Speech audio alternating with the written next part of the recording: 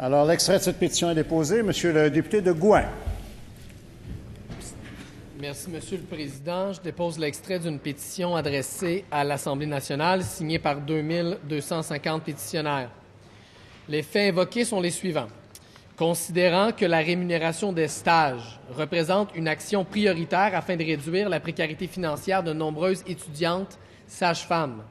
Considérant que le programme d'aide financière aux études du ministère de l'Éducation et de l'Enseignement supérieur du Québec ne tient pas compte des contraintes économiques spécifiques à la formation offerte dans le programme de baccalauréat en pratique sage-femme. Considérant que le ministère de la Santé et des Services sociaux du Québec ne reconnaît pas la contribution du travail des étudiantes sages-femmes, stagiaires et internes. Considérant que l'horaire exigé durant les stages et l'internat ne permet pas d'avoir un emploi rémunéré durant cette période, soit sur une totalité de 6 sessions sur 9. Considérant qu'aucune dépense obligatoire n'est indemnisée pour l'ensemble des étudiantes sages-femmes.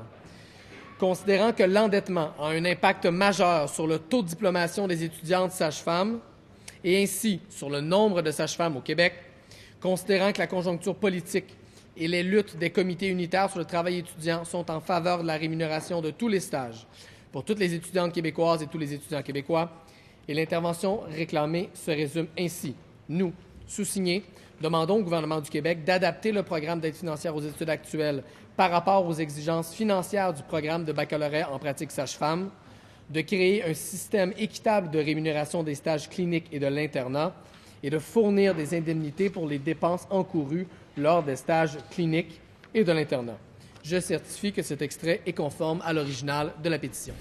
Alors, l'extrait de cette pétition est déposé. Il n'y a pas de réponse orale aux pétitions ni d'intervention portant sur une question de droit ou de privilège. Nous en sommes donc rendus à la